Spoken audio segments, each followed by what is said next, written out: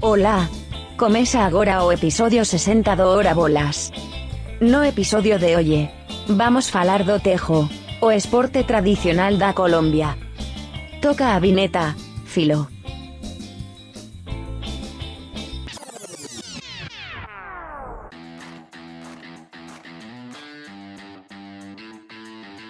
Gracias, Maria! Começa agora o episódio 60 do Hora Bolas, a história do mundo levada na esportiva. Eu sou o Fernando Tancredo Tanque. Hola compañeros, yo soy Felipe López, el Filo. Yo soy Enrique González, el sin apuro por toda la vida. E antes da gente começar aqui, sempre dando aquela passada clássica nas nossas redes sociais, a gente tá com @HoraBolasPod no Instagram e no Twitter, e estamos também nas diferentes plataformas de streaming, Spotify, Apple Podcast, Google Podcast, Deezer, Cashbox, Amazon Music e YouTube. Então aproveita para dar um subscribe na gente lá também. Episódio 60, que a gente aproveita para fazer a volta aqui dos jogos bizarros, né, dos esportes bizarros, essa série aqui do nosso podcast. A última vez que a gente falou de esportes bizarros foi lá no episódio 46, quando a gente falou do quadribol.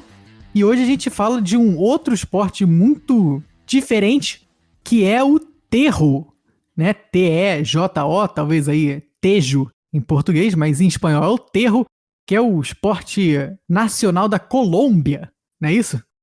Exatamente, né? E além da volta dos esportes bizarros, é a volta também da Colômbia aqui pro nosso podcast do espanhol, né? Aproveitando aí a nova temporada de La Casa de Papel, que acabou de sair, né? Vamos falar um pouquinho aqui hoje também. E a gente falou muito da Colômbia lá no nosso episódio 47, sobre os cartéis colombianos e o futebol e a relação entre eles e o Pablo Escobar e tudo isso. Então, quem quiser saber mais sobre o nosso país, Colômbia, que também é tema desse episódio, pode voltar lá e escutar. E o terro, que é mais diferente que o quadribol, mais louco que os cartéis de drogas e mais explosivo que a Casa de Papel. O negócio é louco, então, hein? O bagulho é louco. É muito louco. Mas como o Filó já falou aí, a gente já contou bastante da história da Colômbia lá atrás do nosso episódio 47. Então, na verdade, esse episódio 60 fica aqui também quase como uma continuação aí do 47. E vai ser mais curtinho o nosso episódio aqui hoje. Então, para começar, a gente vai tentar explicar o que é o terro, né? Esse jogo louco. Bom, quando a gente explica o início das regras, ele parece ok. Vocês vão ver depois. O terro é num campo comprido, como se fosse um campo de bocha ou de boliche, mais ou menos. Né? Parece mais um campo de bocha, porque é na terra. E esse campo tem 19,5 metros de comprimento. E de onde o jogador arremessa o disco, que se chama terro, daí o nome do esporte, até o alvo, são 15 metros. E esse alvo é uma placa de argila que fica inclinada, 45 graus, então inclinado na direção do jogador. A gente vai botar essa foto no nosso vídeo no YouTube, no Instagram também, né, para tentar facilitar aí a visualização. Acho que vale o pessoal entrar lá nas redes sociais, ver os vídeos que a gente vai colocar, que são bem engraçados. E acho que para entender os esportes, entre aspas, né, os jogos que mais se comparam são o cornhole, que não sei se todo mundo conhece, mas é aquele que se joga nos Estados Unidos. O pessoal vai lá no churrasco e fica jogando saquinho dentro de um alvo de madeira. O pessoal joga lá antes dos jogos de futebol americano e tal. E aqui no Brasil, né, se você ia naqueles lugares de jogo que você carregava o seu cartão, e aí você jogava os jogos e ganhava ficha e trocava pelos prêmios no final. Tem esse jogo que também em inglês se chama esquibol, que é aquele que é parecido com boliche, né? Você joga a bolinha, ela vai deslizando e no final ela pula. E aí você tem também um alvo com uma espiral de pontos, né? No meio vale mais pontos e tal. Diferentes tubos, né?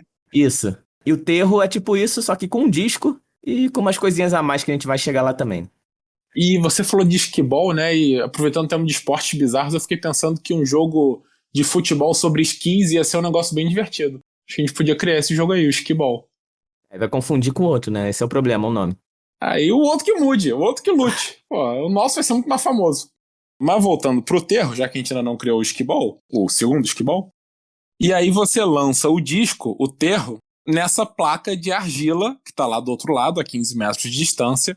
Ele é um disco pesado, ele se enfia na placa de argila, ele entra nela. Com a distância e a força, né, ele acaba entrando. Então ele fica cravado lá. E aí as pontuações são: você ganha 1 ponto para o disco que estiver mais perto do centro, depois de cada rodada. Isso se chama mano. Tem a mecha, que vale 3 pontos, e é quando você acerta um explosivo que está enfiado na placa de argila. Ou seja, tem vários explosivozinhos triangulares na placa de argila. Se você acertar um deles e ele tiver a explosão, você ganha 3 pontos. E é explosivo mesmo, né? Feito com pólvora, é quase como se fosse um grande estalinho triangular. Um estalão. El gran estalo, em espanhol, que eles falam. É o famoso Stallone. Meu Deus, eu levei um tempinho pra entender. Mas não é o Sylvester, né? Aí já não sei, tem que perguntar lá pro pessoal da Colômbia. Aí você tem a embocinada, que vale 6 pontos, e você ganha quando você acerta o centro do alvo. É 1 ponto se você estiver mais perto do centro no final, mas se você acertar o centro, vale 6 pontos. É a embocinada. E por fim, você ganha 9 pontos, você faz uma monhona, quando o terro não só acerta o centro do alvo, como explode o Stallone. Ou seja, a soma da mecha, que é o Stallone, com a embocinada, dá uma monhona, vale 9 pontos. E aí o jogo, ele acaba quando uma equipe ou um jogador chega primeiro a 27 pontos, ou então nas categorias infantis e menores assim, quando você chega a 21 pontos. Não sei muito bem por que essa diferença, já que diferença de uma jogadinha a mais ali, você chegou no 27. Uma monhoninha rápida já bateu aí.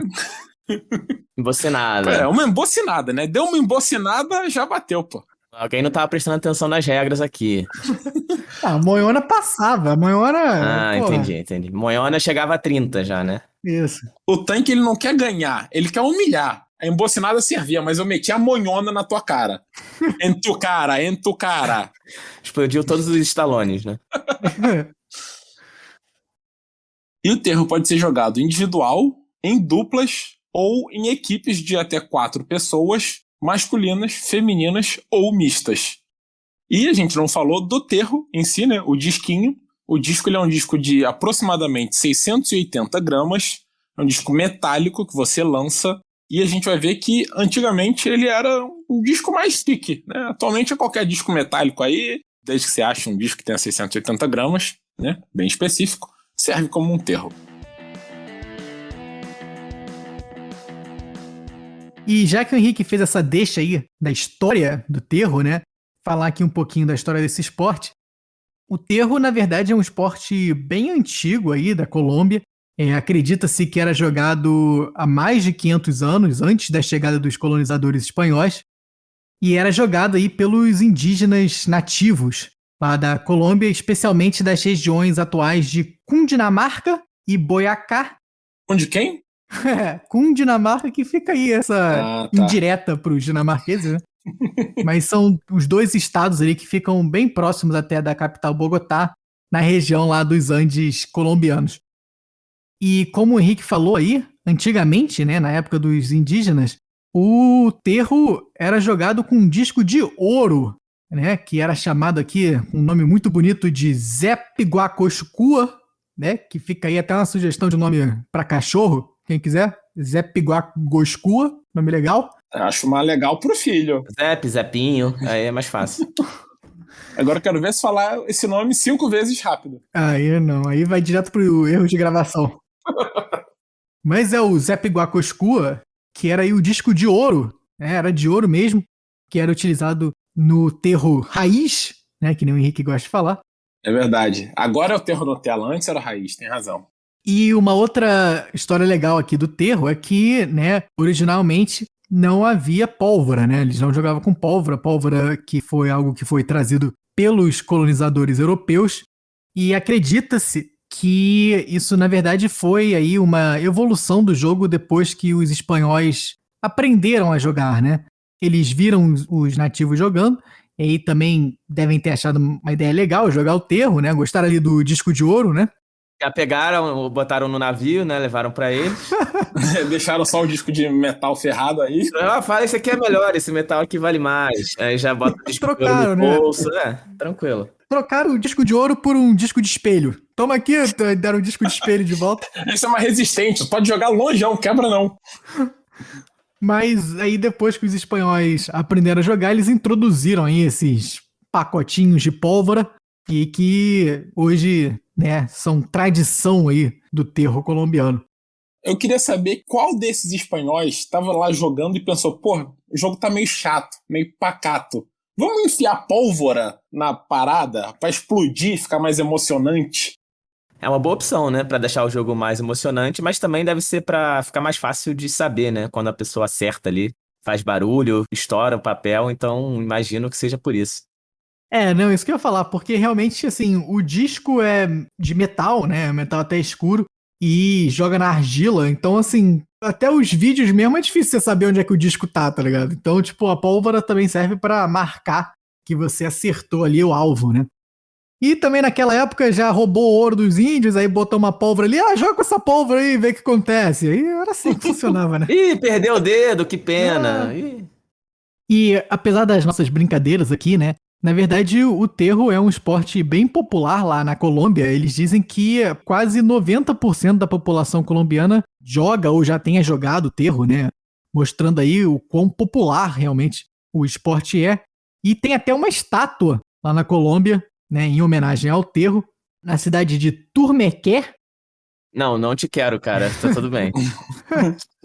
Eu ia fazer alguma piada com isso, mas eu não consegui pensar em nada. Por enquanto, só como amigo e tal.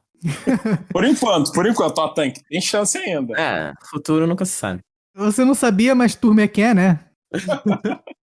E Turmequé, que é uma cidade que fica no estado de Boyacá, que fica logo ao norte ali de Bogotá, capital. E Turmequé é considerada o berço do terro na Colômbia, e até um outro nome aí para o esporte, né? Pode ser chamado de terro, mas pode ser chamado também de Turmequé. E por isso, por Turmequé ser aí a grande capital do terro na Colômbia e no mundo, né? Por que não? Tem uma estátua lá de um índio jogando terro no meio lá da praça principal de Turmequé. E é bonita a estátua, hein? Estátua bonita. Achei irado. Vai pro Instagram também, que a estátua é estilosa pra caramba. E essa estátua realmente mostra, né, como é um esporte bem tradicional lá na Colômbia, e depois dessa história aí que o Tanque contou, ele foi evoluindo ao longo dos séculos, né, também com a pólvora e tal, até chegar nesse jogo que a gente explicou aí no início, e o terro foi crescendo, né, e já até se expandiu aí pelo mundo, ainda não tanto como outros esportes bizarros, mas principalmente aqui na América do Sul, na Venezuela, né, que é um país vizinho ali da Colômbia, seria o segundo país onde mais se pratica o terro, e a Venezuela tem até competições profissionais de terro. Além disso, ele também é praticado em outros países da América do Sul, como o Equador e Peru, e outros países da América, como México, Panamá, e também nos Estados Unidos, né, pela colônia colombiana, que é grande lá, e também na Europa, na Espanha, por essa proximidade também do país que foi colonizador da Colômbia. A diferença é que na Espanha eles ainda jogam com disco de ouro, né? Não se sabe por quê. Foram os que sobraram, né? E justamente por essa tradição toda e ser considerado o único esporte criado na Colômbia até hoje, né? O terro é considerado o esporte nacional da Colômbia. Isso é determinado por lei lá no país. É um esporte reconhecido pelo Ministério dos Esportes e pelo Comitê Olímpico Colombiano. E quem controla aí os torneios e o terro profissional é a Federación Colombiana de Terro, também conhecida como FEDETERRO, né, que é um nome muito bom também. Além disso, tem outra lei na Colômbia que declara o esporte como patrimônio cultural e material da nação, por ter tanta expressão cultural e esportiva e ser tão importante para a população do país. E só para ainda dar mais uma dimensão da popularidade do terro, acredita-se, né, algumas pessoas dizem que o terro, na verdade, é o segundo esporte mais popular na Colômbia, ficando atrás apenas do futebol, né, que é uma grande paixão também lá dos colombianos, como a gente já falou no nosso episódio 47, mas atrás do futebol, né, muita gente acaba botando o terro como o segundo maior esporte no país. E como eu falei, tem torneios oficiais de terro, né, profissionais, na Colômbia. E tem também outro tipo de torneio lá bem conhecido, que são os torneios relâmpagos, né, que são torneios mais rápidos aí, normalmente disputados no fim de semana e às vezes com atletas amadores, mas que são muito comuns lá nos clubes colombianos ou nas cidades menores também, por ser um esporte nacional. E uma outra questão bizarra aí relacionada ao terro são as bebidas alcoólicas, né? A nossa querida cervecita aí dos colombianos. Eu não acho isso bizarro, não. Eu acho muito apropriado. Não, bizarro não é ruim, é só diferente. Entendeu? Justo. Eu acho muito bom também. É que normalmente o jogo tá relacionado aí com o consumo de cerveja, né? O pessoal jogando ali no churrasquinho do domingo, tomando aquela gelada. E por muito tempo foi um esporte explorado aí pelas companhias de bebida, que faziam propaganda usando a imagem do terro. E recentemente, né, com o esporte aí crescendo, algumas pessoas se tornando profissionais, os colombianos estão tentando tirar essa associação entre o terro e a cerveja para tornar o esporte aí mais sério. Mas assim, né, aqui a gente está aprovando por enquanto a cervecita del terro. Eu acho uma coisa muito melhor, é muito mais prazeroso jogar aí com a cervecita, né? E assim, dizem que antigamente os índios jogavam com a chicha, que é um licor feito de fermentação do milho. Então, né, nada mais do que justo que a gente mantenha a tradição aí dos índios que começaram com o terro, né? E mantenha a bebida alcoólica junto do jogo. Tem que manter as raízes. E eu acho que o pessoal se aproveitava também, né? Deixar o adversário bêbado, fingia que bebia ali. Exatamente, tem que ser raiz. O cara no final não acertava nenhuma pólvora, nenhum alvo, não acertava nada. Aí depois empurrava o adversário na pólvora. O cara tava jogando o disco lá longe, achando que era lançamento de disco do atletismo, entendeu? Isso aí parece ter sido mais uma invenção dos espanhóis, né? Na hora de colonizar o país, botou a pólvora lá, ainda deu cerveja pra todo mundo. Vai, joga esse negócio aí, daqui a meia hora a gente volta. Vai jogando, vai bebendo. Vai, tá bom. Aí o terro, como a gente já falou, é um esporte extremamente popular, né? Ele foi criando novas variedades. Então a gente tem aí também o mini terro, que é basicamente a mesma coisa, a única diferença é que o campo tem 7 metros em vez de 19 metros e meio, e o terro, o disco também é um pouco menor. E a pontuação é a mesma, aquela mesma pontuação do 1, 3, 6, 9, e joga até chegar a 27. A verdade é que é só assim, quando você tá muito bêbado, né? Você passa pro mini terro, que aí o disco tá mais fácil de acertar, tá ali pertinho, né? Tem que fazer muita força, aí você joga o mini terro. É o terro pra criança também, né? Isso aí, é o terrinho. Lá na Colômbia o pessoal chama de terro café com leite. E aí, além desse, tem também o tecnoterro. Tecnoterro é um terro moderno, diríamos um terro Nutella, e a diferença é que não tem mais a pólvora, os estalones, e aí você tem uma placa eletrônica, então você joga lá o disco, ele bate na placa e o sistema computa os pontos. A gente imagina que no tecnoterro o disco deve ser de alguma coisa mais leve que o metal, né? Porque então, se você tacar o metal na placa eletrônica, acho que ia dar ruim ali. Não parece realmente uma boa ideia tacar um disco de metal aqui no meu computador agora. Não sei porquê. Se quiser testar, Tank, você faz aí e avisa pra gente se deu certo ou não. Mas faz depois de gravar aqui o episódio, tá? Agora, o Tecnoterro, na verdade, é só uma versão mais segura aí, né? Do esporte, que você pode botar ali no seu bar de esporte pro pessoal jogar lá dentro, sem quebrar nada. Agora, seria muito mais divertido se fosse um terro original aí tocando techno, né? Ao fundo, com luzes, assim, numa rave de noite. Aí talvez fosse mais interessante. Agora, o problema é se em vez de techno, tocar tecnobrega, né? Imagina, tecnobrega terro. Tecnoterrobrega. Qual o problema? Tá com preconceito aí com a música brasileira, entendeu? Não, só opção, só questão de gosto. E por fim, tem também o terro playero, ou terro de playa, que é basicamente você pegar isso aí tudo, levar pra areia e jogar na praia, né? Na areia. Obviamente sem estalinhos, porque o terro se enfia na areia. Tem aí o terro de playa. Esse aí é fácil dos nossos ouvintes testarem, né? Leva um tubo de PVC aí pra praia, e uma bolinha de tênis e pronto. É o terro de playa. Ainda bem que não tem o explosivo, né, nesse aí, porque imagina, o pessoal perde lá na areia, depois, no dia seguinte, virou um campo minado a praia. Todo mundo pisando no explosivo. Um dia você joga terra, no outro dia você joga campo minado. Divertido. E pra fechar aqui, a modalidade mais moderna de todas do Terro é o El Terro World Tour, que nada mais é que um jogo online aí do Terro, né, um aplicativo pra você jogar no seu celular, criado em 2011. Então, um joguinho aí pra quem quiser baixar. E além da Colômbia, né, tem feito muito sucesso aí na China, na Malásia e na Indonésia. Então é o terror virtual se expandindo pelo mundo. Olha que beleza. Dica de entretenimento, hein? Dica de entretenimento da semana. E faz todo sentido ele ir lá pro outro lado do mundo, né?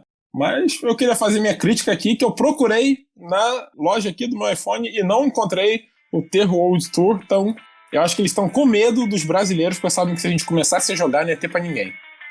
Os brasileiros com certeza são muito bons no terror e o nosso maior expoente é ele, né? O de sempre, Tanque. Ele que já fundou aí o clube de pelota basca lá em Cincinnati, né? Também vai fundar o clube de terror explosivo nos Estados Unidos. Eu achei que você fosse falar que o nosso expoente era o Michel Terror. Meu Deus. Aí teu te terror, né? É esse? A música do terror é o Ai Tu Me Quer.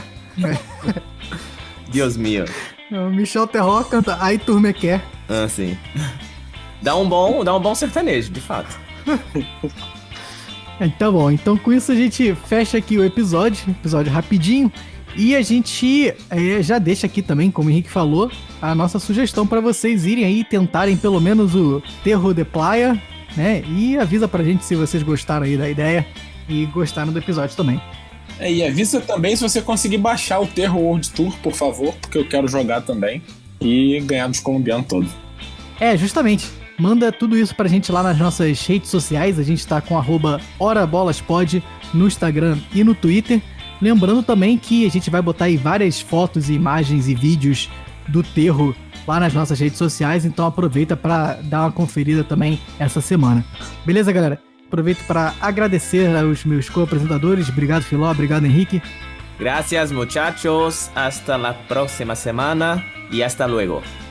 Valeu, galera. Espero que vocês tenham gostado do Terror e uma semana explosiva a todos vocês. Não vai imitar uma bomba, nada? Ficou difícil, né? Bum! Aqui tem que ser um estalinho, né? Tem que ser uma parada mais um estalinho, um estalão. Um Stallone. Você foi no estalinho, eu fui na bomba dos espanhóis, entendeu? Nessa aí, meus co-apresentadores me cobriram e fizeram aí as onomatopeias no lugar. Tem sempre que salvar o Henrique aqui, né? Justamente. Com isso, então, a gente fecha aqui o nosso episódio 60. Abraços e até semana que vem.